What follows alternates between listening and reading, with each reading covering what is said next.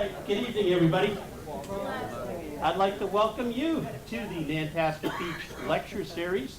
This series is put on by the Friends of the Hull Public Library, the Department of Conservation and Recreation, and the Hull Life Saving Museum. My name is Greg. I am a volunteer with Hull Community Television. You're probably used to, the regulars are used to seeing me back there, which I will be shortly. Victoria, who works for the Hull Life Saving Museum, is on vacation.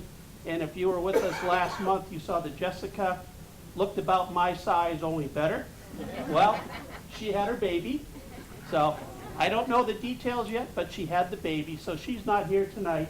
And they asked me to do the introduction. So thank you. Tonight's speaker is Matt Lawrence. Welcome. Thank you. All righty.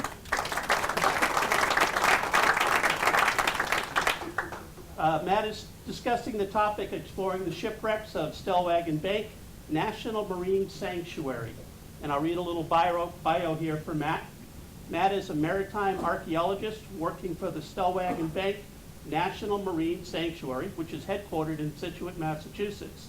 A graduate of East Carolina University's program in maritime studies, Matt's professional research interests include 19th century steam navigation, and the U.S. coasting trade. In addition to Stellwagen Bank Sanctuary, he has conducted archaeological fieldwork on the American Samoa, Olympic Coast, Channel Islands, Thunder Bay, and the Florida Keys National Marine Sanctuaries. Matthew is an avid scuba diver, right? Great. And enjoys underwater videography, again. Right? His favorite sanctuary inhabitant is the ocean pout, which I can tell you is a beautiful fish. Not many people think that, do they? Right? Once they see them. Which kindly sits still for his cinematic endeavors. Everybody please give it up for Matthew. Thank you. Well, good evening, folks. I'm very excited to see such a large crowd tonight. I'm wondering who here knows that it is Archaeology Month here in the Commonwealth?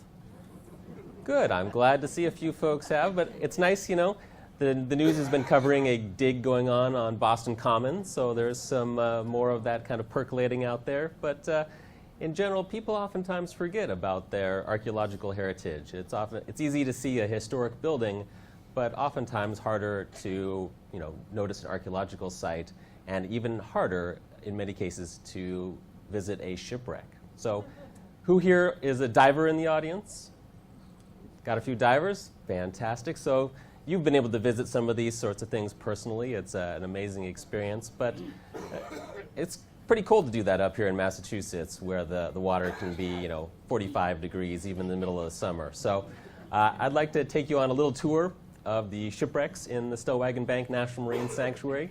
Some of these you can visit as a diver. Other ones are far too deep for me to ever visit, so we use underwater robots. But let me get going here, and we'll keep this a little bit informal. If anyone has a burning question that they need answered right away, just raise your hand.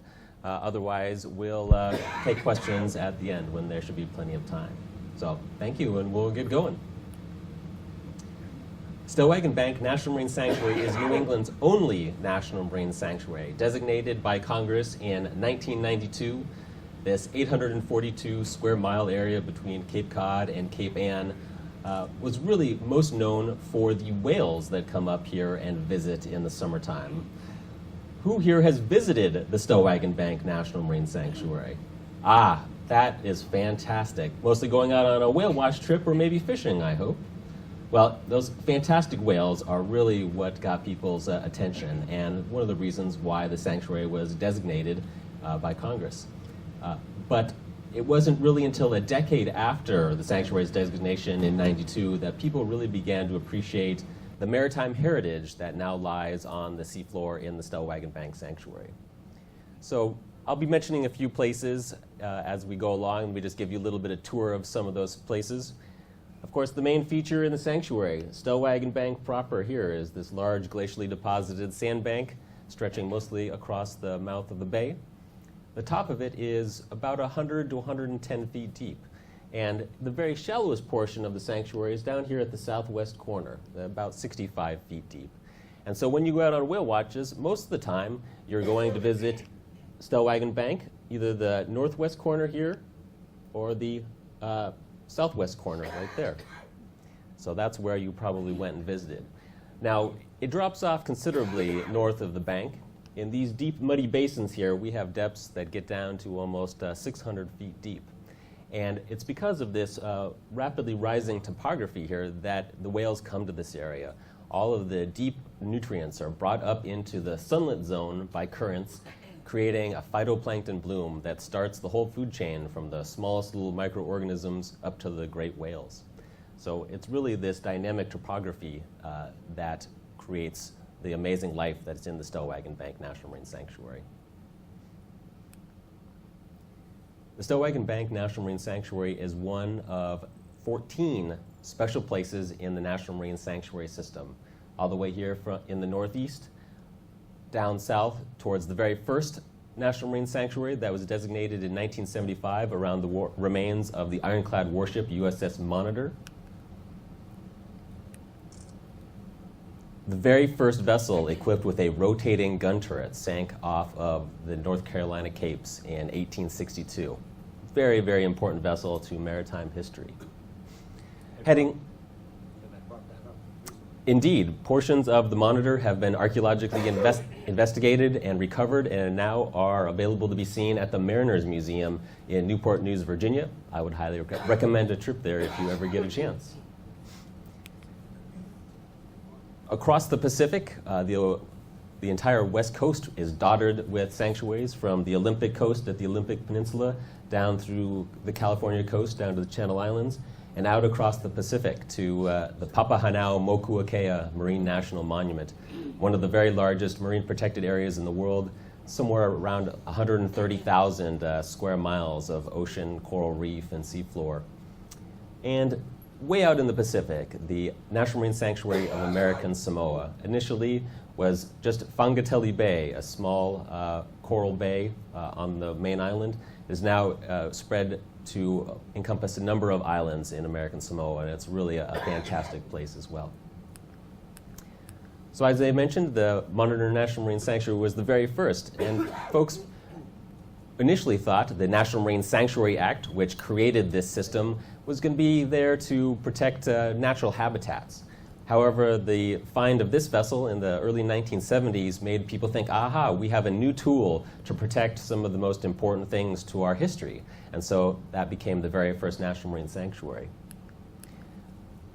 The folks at the Monitor National Marine Sanctuary have been able to look beyond just the Monitor, are now exploring the shipwrecks throughout the graveyard of the Atlantic outside of Cape Hatteras, finding things like this German U-boat that, if you're a diver, you might have actually visited, but there are actually 4 German U-boats sunk off of North Carolina, remnants of really the closest battlefield to the American homeland during World War II.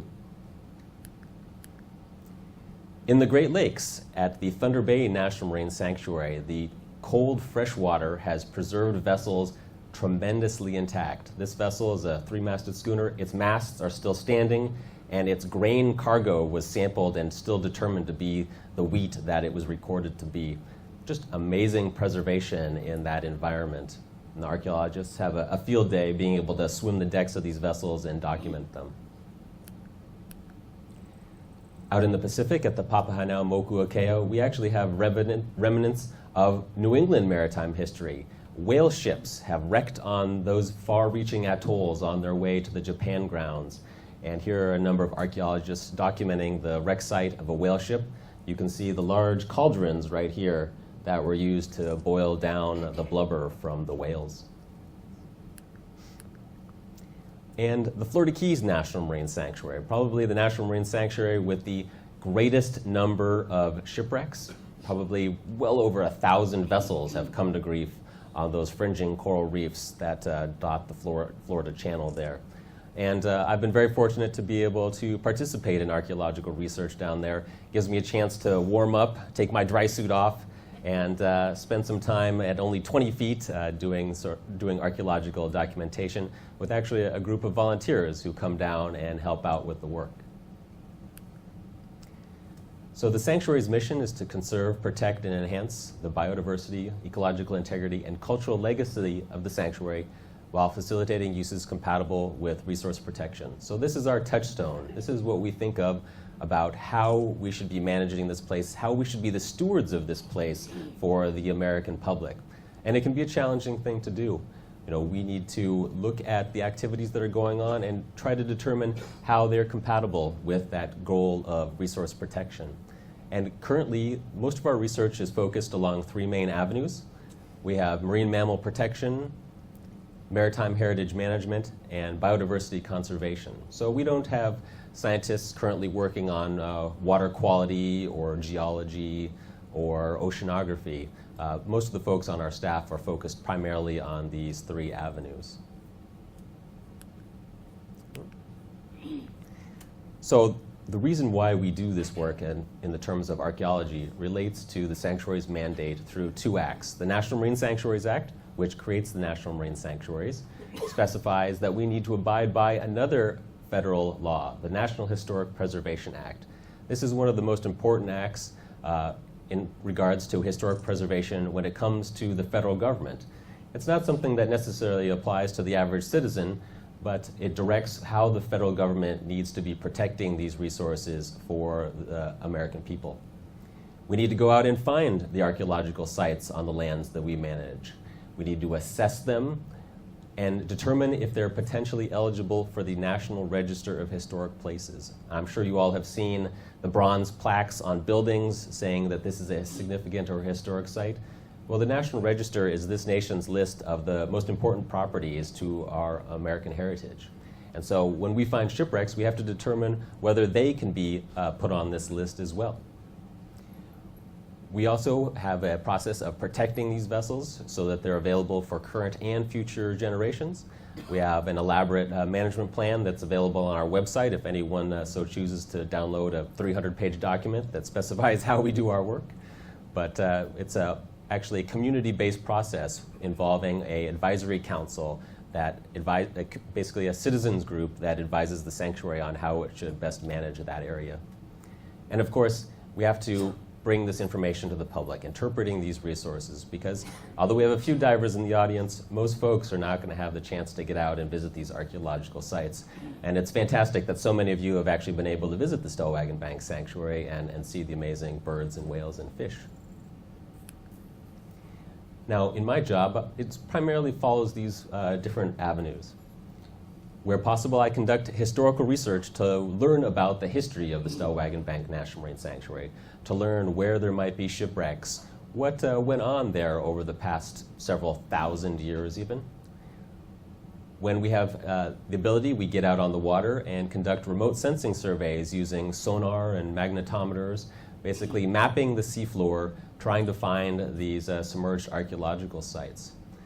When it's shallow enough and we find one of these sites, we go scuba diving and we document them with drawings and still photographs and video. And when it's deeper, we use underwater robots like this remotely operated vehicle that you see right here that allows us to sit on a research vessel, enjoy a warm cup of coffee while the robot does all the dirty, dangerous, dark work on that cold seafloor looking at the shipwreck. We've also used autonomous underwater vehicles. These are sort of the drones of the underwater environment to conduct surveys in the sanctuary. And one of the fantastic things about Massachusetts is we have marine technology partners that produce all of this equipment right in this very area. Bluefin Robotics is just up the street in Quincy, one of the world leaders in these autonomous underwater vehicles. So we're very fortunate to be able to partner with many of these businesses to conduct this research. Now, getting that information out is through publications, presentations like this, the World Wide Web. We have a fantastic website that has lots more information. I'll provide you with the web address here at the end. And so if you have questions that I can't answer on birds and whales and fish, that would probably be a good place for you to start. As I said, the history of the sanctuary is maybe a little bit longer than you might think. We believe that human habitation occurring in the sanctuary somewhere around 12,000 years ago, when it was actually dry land as a result of the lowered sea levels from the large glacial sheets that covered much of the Northeast here. This map actually shows what they believe to be what essentially the seacoast was like from anywhere from 16,000 to 10,000 years ago, as much as 50 meters lower than it currently is now. And as a result, Stellwagen Bank here was just an extension of Cape Cod. We have not been able to actually find evidence of this human visitation of the sanctuary yet. It's a very, very difficult thing to do if you imagine being able to find maybe a fire ring or a projectile point in hundreds of square miles of ocean. But we certainly know that Native Americans were in this area.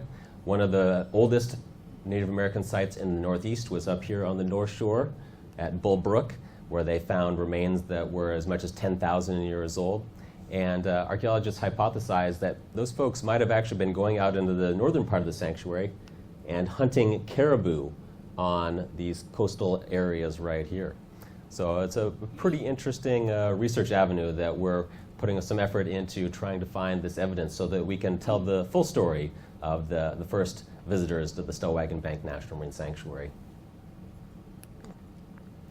More recently, 400 years ago, the Stellwagen Bank National Marine Sanctuary was really the historic center of maritime activity, with people traveling through, essentially between the two capes, across the sanctuary, going fishing and whaling, taking the commuter boat here from probably Nantasket, even out to Cape Cod, to get away and on a little vacation.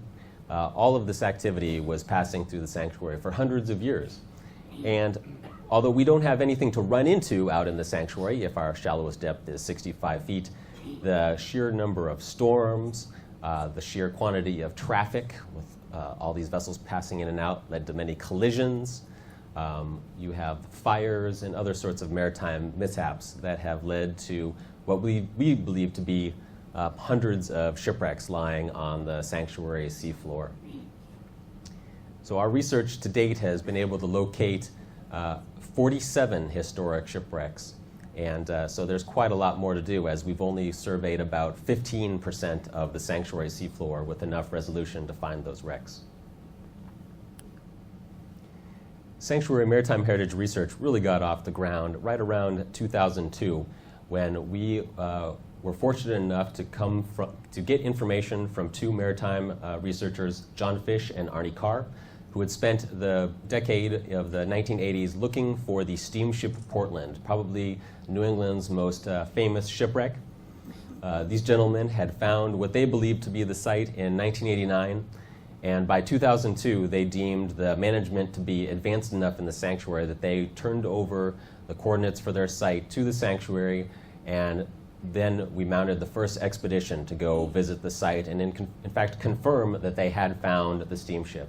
It was really a tremendous opportunity to explore a very intact vessel. You can see the sonar image here of the steamship Portland. The 291-foot long hull is largely intact. The steam machinery is still in place at amidships. What you'll not see is all of this vessel superstructure here that was destroyed in the tremendous storm that took it down. The Portland was built in Bath, Maine between 1889 and 1890. This wooden paddle wheel steamer was one in a long line of steamships that were built up in Maine to run between Boston and the down east cities.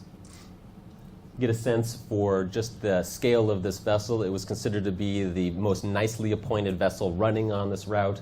Really a very beautiful ride, and it only cost $1. Now, the dollar only got you a seat on board, or at least passage.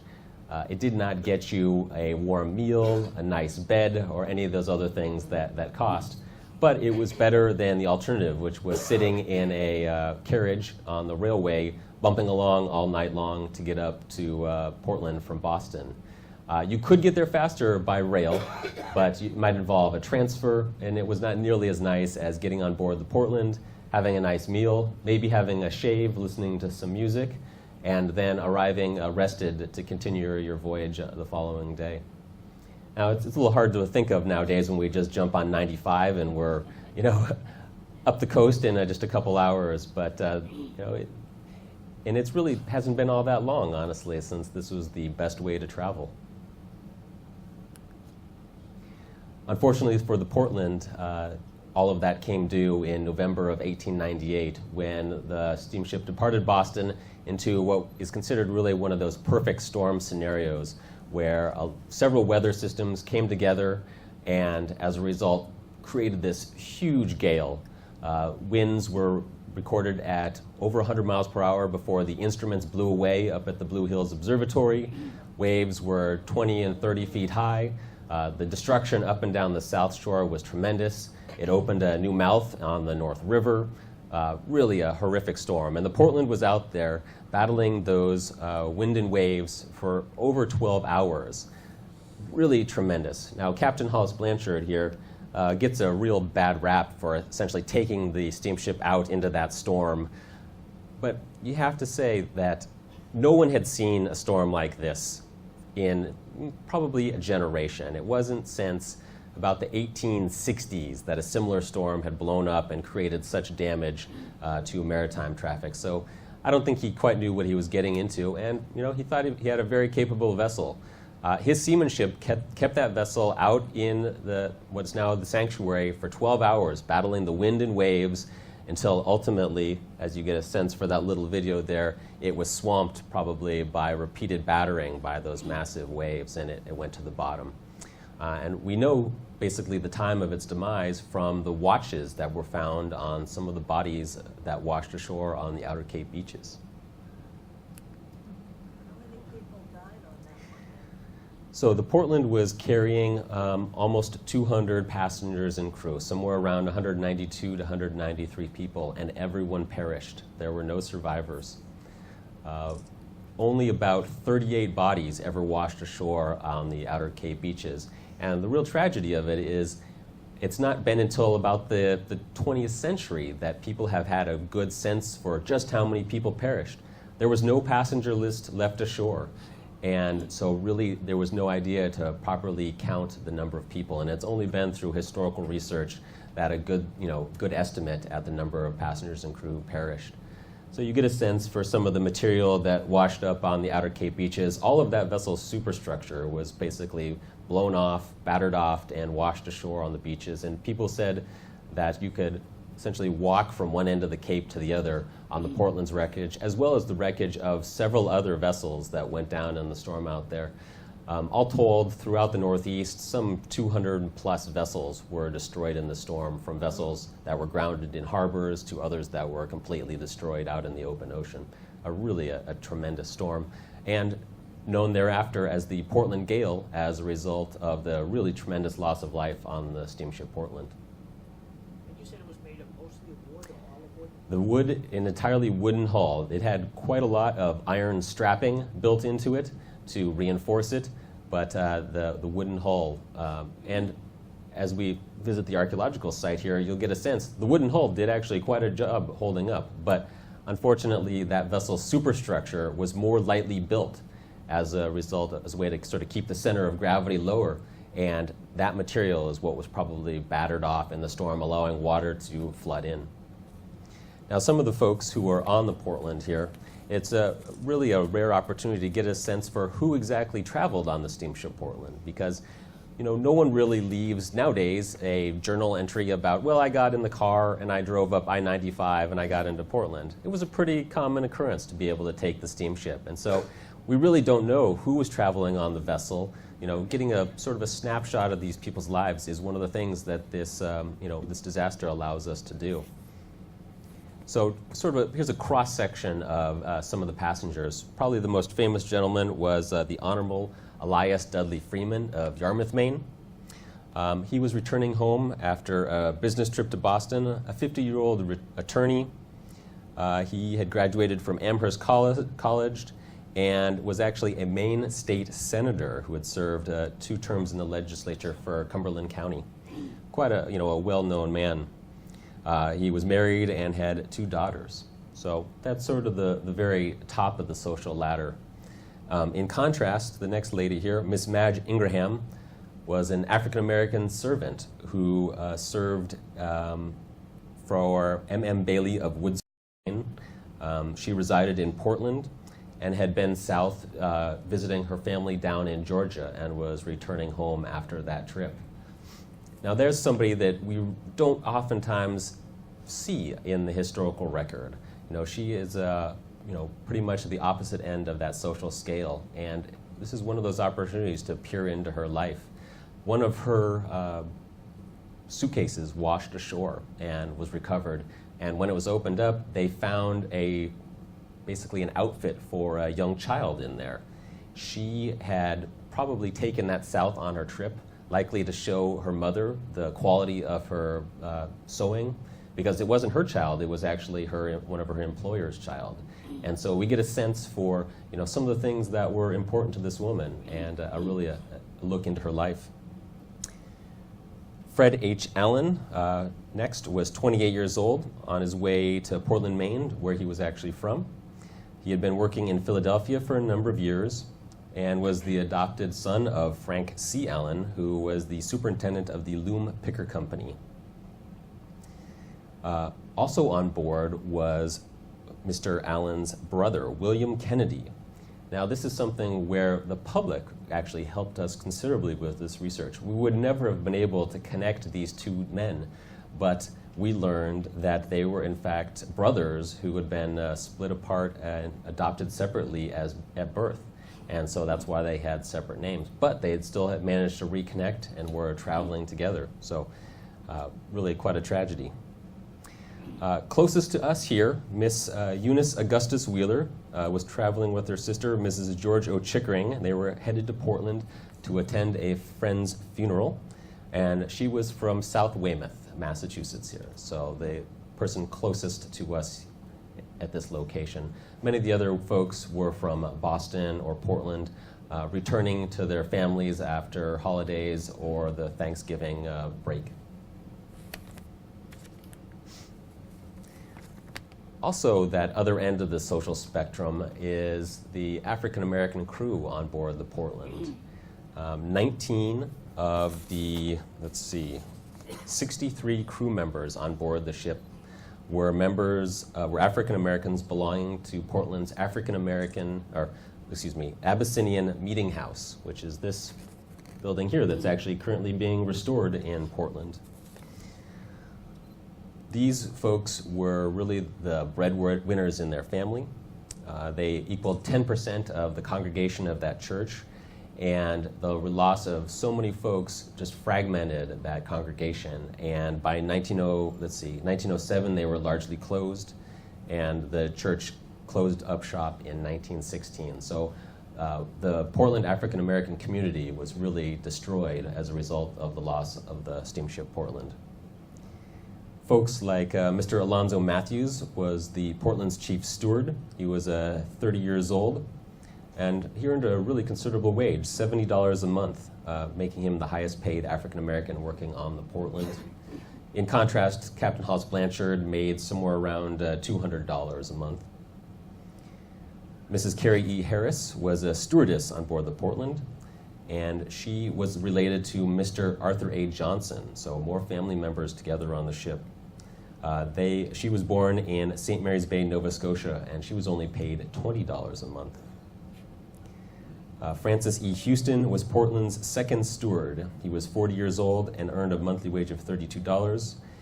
He was married and supported his mother and sister who lived with him in Portland.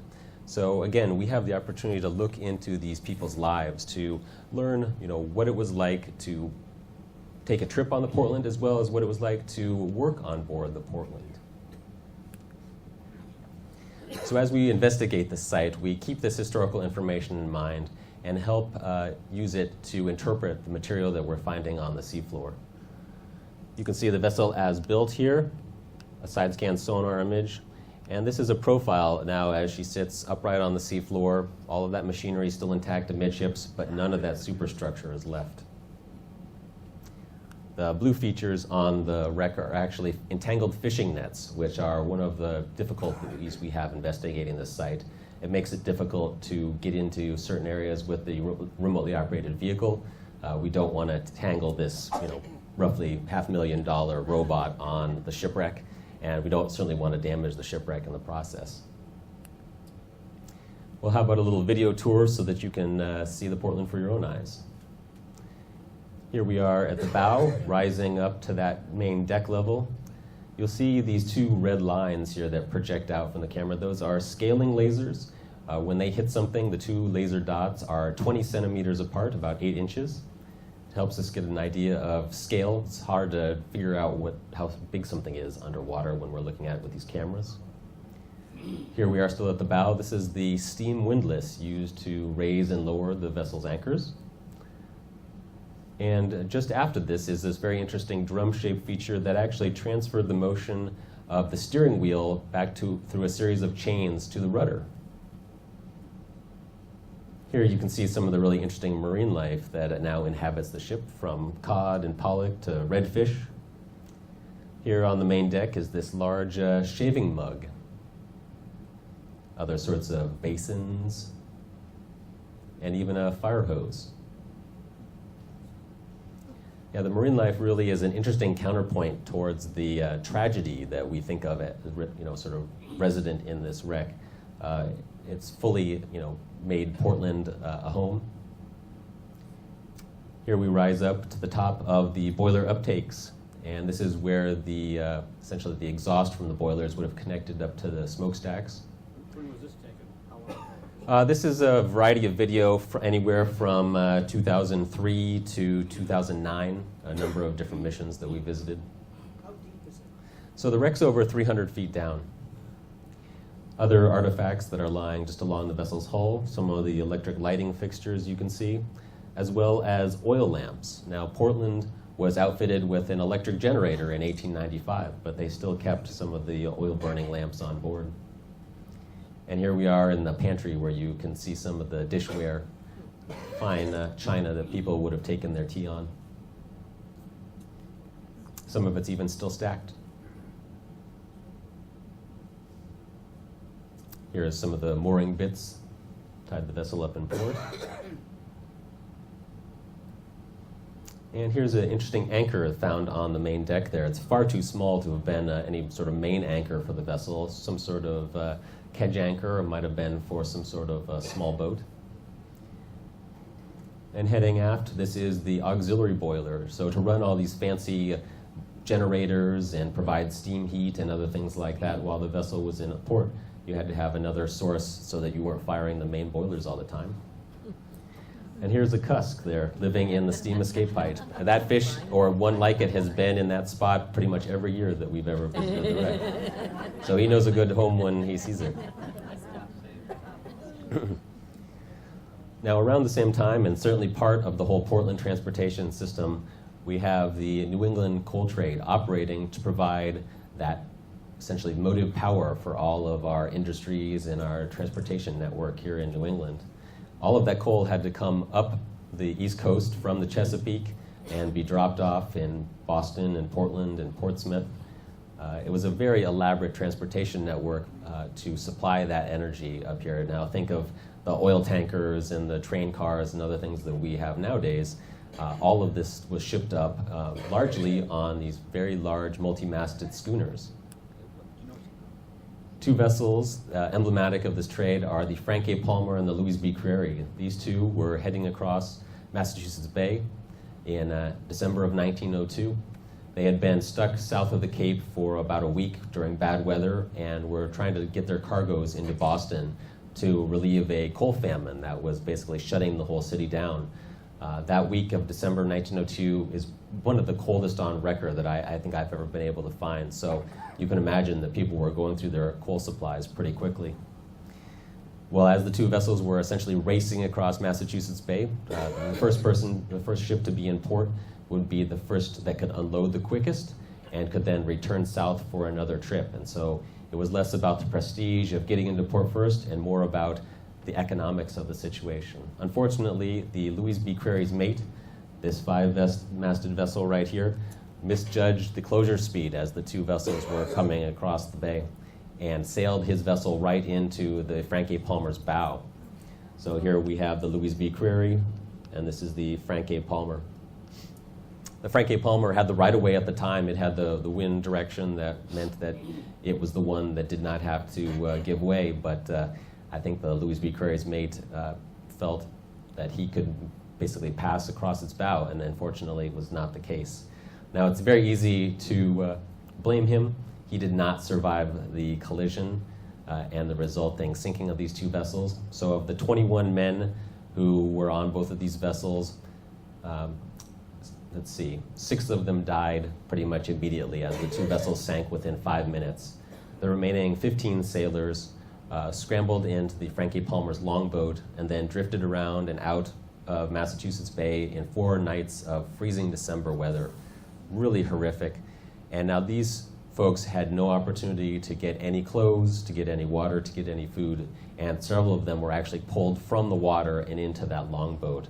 So during that open boat experience, another 5 folks died. One was actually a young cabin boy who probably drank seawater and went crazy and actually leaped out of the longboat. So you can just imagine how horrific it was just freezing in that boat. And of course, the Boston Herald has to talk about cannibalism. I don't think those guys were really thinking about that at the time, but it makes a good headline. The Frank A. Palmer was the longest 4-masted schooner ever built at roughly 274 feet long. This wooden-hulled vessel was built in Bath, Maine as well as the Portland. You can see it here just after launch. And it's unusual because within a few short years, vessel hulls that were this length were generally equipped with 5 masts. And that's just the case with the Louise McCreery because they found that having 4 masts, the sails were just too large and unmanageable to handle with a small crew. And the idea with these vessels was to run them with as small a crew as possible because that's how they made money. So you can see here the vessel just before she's about to slide down the ways. Really, everyone felt she was a gorgeous vessel. So here she is on the seafloor. Now this video is going to be confined primarily to the aft cabin of the vessel. We'll be looking into the captain's quarters. You can see the very stoutly built hull. These are the oak frames. Here's the vessel's wheel, still in place. For an archaeologist, the really fantastic thing about this is that we can compare the Frank A. Palmer to the Louise Bercy. So if the Frank A. Palmer was built in 1897 and the Louise Bercy was built in 1902, we can get a sense for the changes in shipbuilding technology and the way they outfitted these vessels over these years. So here's the captain's head. All these vessels were really outfitted with some of the nicest features because in many cases, entire families that were brought on board. The captain would bring his wife and children making these voyages. And of course, here we are. I'm sure everyone would have loved to have had this with them in that open boat. And things like the vessel's chronometer are still in place. We're able to look down inside this cabin because as it sank, all of the air that was inside the hull essentially rushed out the aft end as it sank, blowing the cabin's roof off.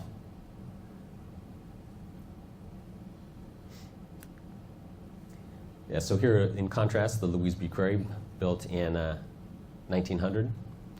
It's Captain William Potter here. One of the fantastic things that, since we've been able to bring this story to light, is that we've learned that the great-great-great-granddaughter of Captain Potter actually lives in Cohasset. And we got to meet her mother, Captain Potter's, I guess, granddaughter, and actually learn about the man in person from one of his relatives, which was really fantastic.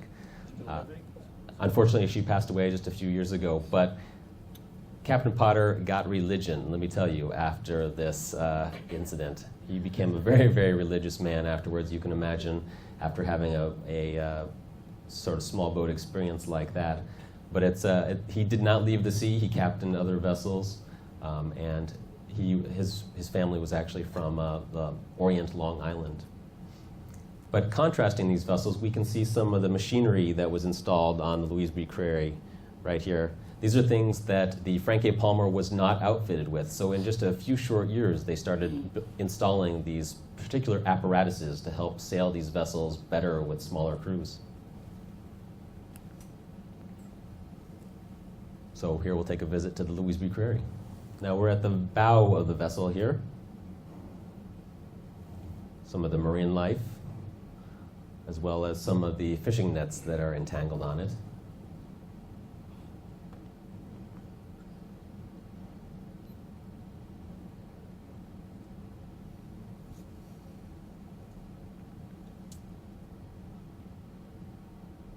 Like the Frankie Palmer, the Louise Bercy is pretty much fully intact up to that deck level. And the Louise Bercy was actually built by the exact same shipyard as the steamship Portland, the New England Shipbuilding Company. Here is actually what remains of the Portland steering gear, that mechanical apparatus. Unfortunately, we can't see it with all the marine life that's now growing on it, but we generally know what it would look like. And here down on the seafloor are one of the vessel's masts that have fallen over.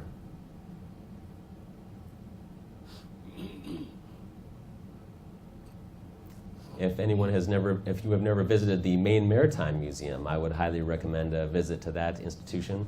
You can actually see some of these pieces from other 4- and 5-masted vessels that they have now out in the museum's yard, and you can get a sense for the really scale of the ironwork that went into the vessel's construction. In contrast to the Portland, we see many more Acadian redfish on the Louise Bercy. The biologists have not been able to really tell us why, but it's a distinct difference, and they're roughly at the same 300-foot and so depth as well. Now, not all of our shipwrecks. Oh, yes. Could it have something to do with what the ship was made of?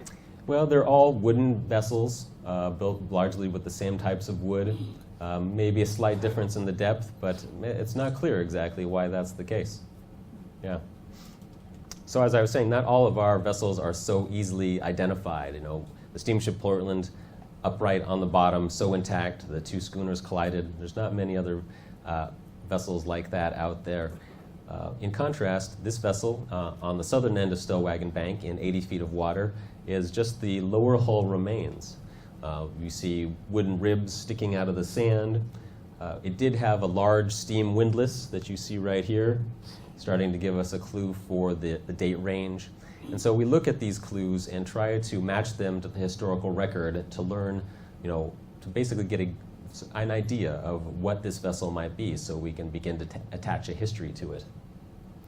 And sort of using this detective work, we found that this was the schooner Paul Palmer, a 5-masted vessel, also in the coal trade, that burned and sank in 1913. You can see it sailing along. It's part of the William F. Palmer fleet, which actually is not related to the Frank A. Palmer. You wouldn't believe this, but there were 2 Palmer fleets operating pretty much in the same time period. William F. Palmer actually operated out of Dorchester, while Nathaniel T. Palmer was up out of Portland. What kind of auxiliary power ships? They were solely powered by wind. They had a steam donkey engine that was used to help raise and lower sails, raise and lower the anchor, but all motive power came from wind. And this is the Paul Palmer here actually unloading coal up in Portsmouth, New Hampshire, and you can see some of the economics of that. The coal went in very easily. They could drop down chutes right into the holds of these vessels, but getting the coal out was pretty difficult, and you have to scoop it out essentially with these large gantry cranes, bucket by bucket. And that's one of the reasons why it was so important to be the first person into port, because if everyone else had to wait for you, you didn't want to be on the receiving end of that.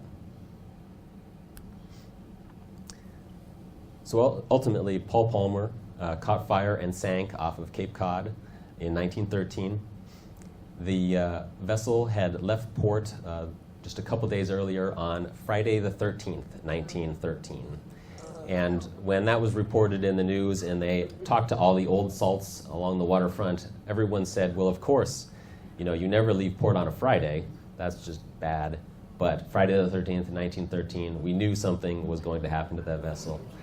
And interestingly, Paul Palmer had nearly caught fire several other times during its life, primarily when it was docked in port, It was in a large fire that swept the Boston waterfront, causing $1 million+ of damage, and it also nearly caught fire down in Baltimore. But it was one of the only of these large multi-masted schooners that we were able to find that actually caught fire at sea. And interestingly, everyone survived. The captain, his wife, and actually a female friend were on board, as along with about 10 or 11 other crew members. Unfortunately, that fire started up in the forecastle, right where the pumps were essentially located, so there was no way they could fight the fire on board. Vessels came out from Provincetown responding to it. Tugs tried to play water on the blaze, but it was far too advanced. And this schooner here, the Rose Dorothea, actually rescued the captain and crew. This is quite a famous vessel in relation to Provincetown history. I don't know if anyone's visited the library in Provincetown. You see basically a half-scale model of this vessel inside the library. And it's famous because it won the fishermen's races in 1907, and you can see the trophy that the vessel won right there in the library too. So it's really a neat thing. So here we'll visit the Paul Palmer. It sits on a flat sandy bottom, primarily surrounded by sand ripples and sand dollars. Here at its bow is that large steam windlass. All of these little fish that you see here are cunner. They're sort of little wrasse-like fish, and they are quite curious, come right up to you. Many people who visit this wreck just remark they hardly even see the wreck. It looks to them more like a coral reef with all of the sponges and anemones and other things on it. A good quantity of large-sized lobsters are on board. No, we don't collect. No. And we've actually had lobster biologists visit us, visit this wreck with us, and they've actually tagged the lobsters, which I don't know what that told us, but what they then told us was that the large size of many of these female lobsters were actually important for keeping the lobster populations up in sort of the whole Cape Cod Bay area, because as they spawned, all of those eggs went into Cape Cod Bay. And so some of these 12, 14, maybe 16-pound lobsters were the big mothers that kept everything going.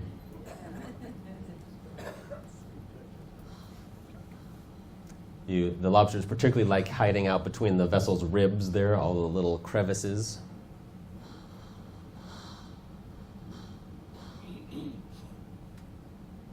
It gives you sort of a nice sort of visualization of what it's like to dive out in the shallower portions of the sanctuary, because it's largely a sandy bottom. We have lots of reflected light. And for folks who generally dive in the more murky coastal waters, it's really quite an experience. How deep is this? So this is 80 feet. This is all robotic. No, this is divers. I'm behind the camera on this one. Really? So you can't stay down that long, or you got to take your breath. We can do a 50-minute dive using nitrox breathing gas at that depth. Yeah, I believe I'm plenty cold by that time because it's about 45 degrees. How about rebreathers? If you were using a rebreather, you could spend a lot more time, but I'm not trained in that technology. So moving into the deeper portions of the sanctuary, we encountered another of these sort of not easily identifiable wrecks. When we got on scene with an underwater robot this time, because it's down at 300 and some feet deep, we found a large diesel engine. We knew it was a propeller-driven craft here, and we figured, well, based on the trawl winch that you see right here and some of the other pieces of machinery on board, that it was an Eastern Rig Dragger fishing vessel. And so we began to look through the historical reports about vessels that had these characteristics that sank off of the Gloucester area. And we were able to narrow it down to one particular vessel, the Eastern Rig Dragger Joffrey here. So we'll visit the seafloor. Some of the Acadian redfish, which was actually one of the primary things that this vessel caught, really like to make their homes on it now. Here's one of the pieces of structure that told us that it was an eastern rig dragger. This is a gallows frame that held the trawl doors. There's one of the trawl doors right there.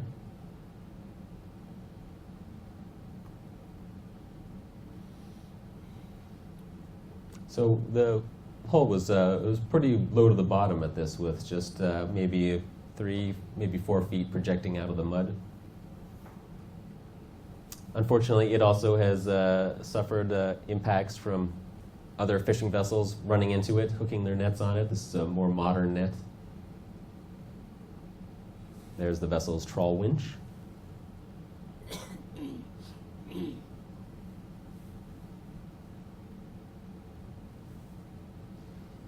And so we figured, well, this is probably an older style eastern rig dragger. That's not one of the ones that was used more into the, I'd say, the 1960s. So we thought it was probably going to be an earlier vessel. And this engine is what actually proved to be the most diagnostic feature. We were able to actually figure out what model this is. This is an 8-cylinder Fairbanks Morse diesel engine. And it was actually started using these large compressed air tanks right here. So you'd feed the compressed air into the cylinders to get it to turn over. We only found one vessel sunk in this general area with that kind of engine. And so we were able to determine that, yes, indeed, it was the Joffrey. Some of the other marine life, we have a wolffish and a cusk. He doesn't like the light being shined in his eyes.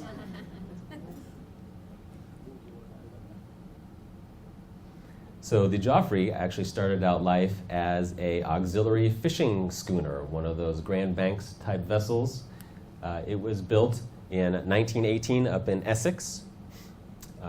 It operated all up and down from the Grand Banks to George's Bank, and it actually had a really successful career doing dory trawling for halibut.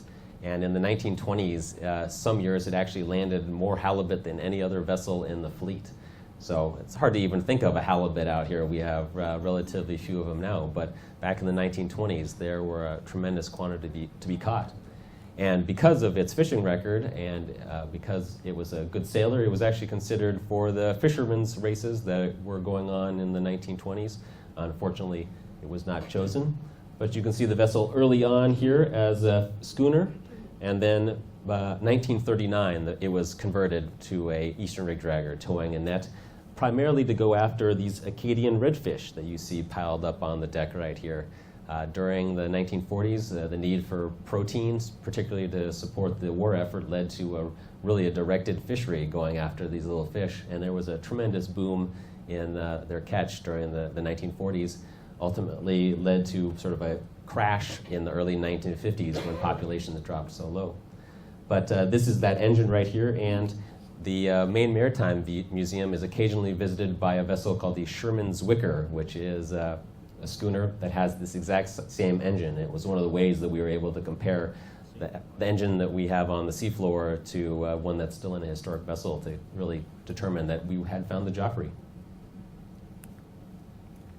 Now, not all of our shipwrecks are that old, but they still are quite mysterious in many cases. This site is one of our recreational dive sites. We promote a number of locations as places that divers would like to visit.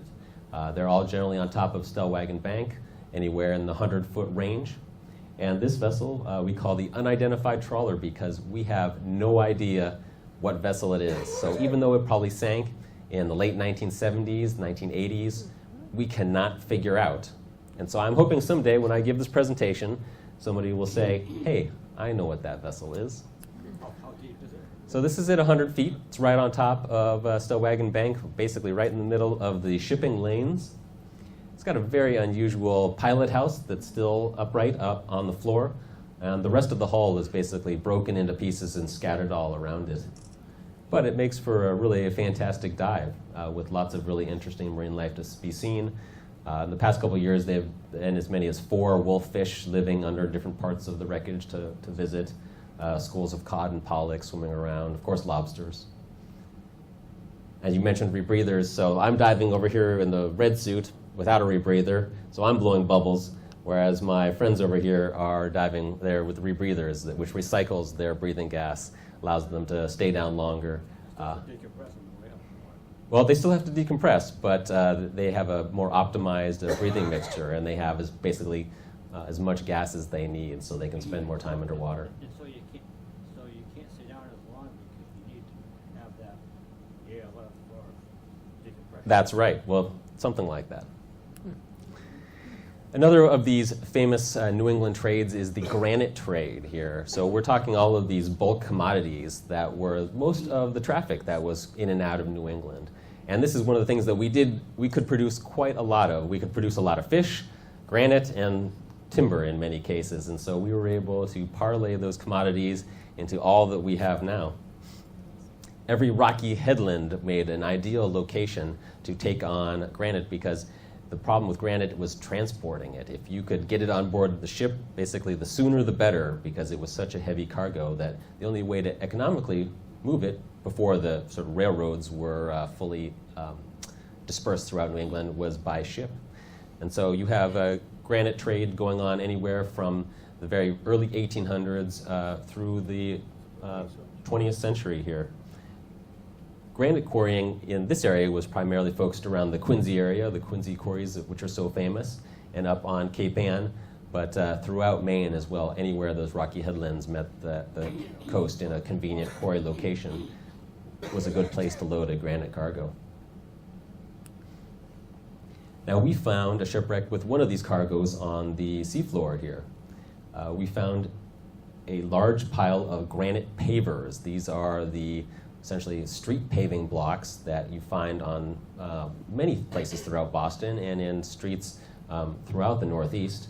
They're not really cobblestones, they're very much these square-shaped blocks that were chipped just to the right size to fit in order, and were one of the ways that cities were industrializing and urbanizing throughout the 19th century. You know, you figure the sheer quantity of horses and people crowding these areas, and if you just had a muddy street, just how nasty that got. But once you could pave it with these pavers, it really produced a nice service. And so the Cape Ann quarries, the Maine quarries produced, I don't know, millions and millions of these blocks and shipped them pretty much around the world, you know, as far as Chile and San Francisco. Those Maine quarrymen were working for just very minimum wage, and so they were able to produce these very cheaply. So we found this vessel with a whole cargo of them, and it proved to be quite a challenge to try to identify which one it is, because there are several reported vessels that had paver cargoes that were lost in the sanctuary. But looking at the characteristics of the site, the general size of the pile, began to make us think that this was maybe a larger vessel, and we also found wire rope rigging around the site as well, suggesting a vessel that was built towards the latter end of the 19th century, maybe something larger. It was a challenge, though, because there's really not much wooden structure left to see to compare. So we finally linked this shipwreck to a local vessel here, the Lucidi, that was built in Quincy in 1866. It was a three-masted vessel, and it probably would have been one of the earlier three-masted vessels here. They're called turn schooners. It operated up and down the East Coast, carrying all sorts of varieties of bulk cargo, from hay to Charleston to lumber to, of course, the granite that we see right here. In 1882, the home port of this vessel changed to Boston, and a few years later, it sprang a leak and foundered off of Stellwagen Bank in 1886 with a cargo of Rockport granite pavers. Now, the part that really helped to narrow down the ship was that about a week or two after its sinking, the Navy dispatched the USS Dispatch that you see right here, which was actually one time a presidential yacht, to go out and, I guess they called it clearing the obstruction. Well, it's likely that the Lucidi's masts were still floating around on the surface, still attached to the vessel's hull by that wire rope rigging, which was so strong. And so they went out there and used a bunch of explosives to blow these masts apart and clear that area because it was right in the path for all of the incoming Boston traffic, and it was a major hazard to navigation. So we have the information about where that occurred, and it matches quite closely to the shipwreck site. Well, if you're interested in any more information about this, the best place to go is the recently published book here that we have for sale at the back table, The Shipwrecks of Stellwagen Bank. Myself and my colleague Deborah Marks, who is back there, we're happy to assign a copy. You may be familiar with a famous Hull son, John Galuzzo. He was one of the co-authors of this book. He's written extensively basically about the maritime history of the area. Of course, visiting our website at stellwagen.noaa.gov for lots of more information. You can see some of these videos again at our YouTube page. And of course, if you want to become a Facebook friend, it's a good way to keep in touch with what we're doing. We do have Stellwagen Bank Sanctuary newsletters on the back table. If you want to pick any of those up, those are of course for free, and they'll tell you much more about the birds and whales and fish that I have not covered tonight. So thank you very much.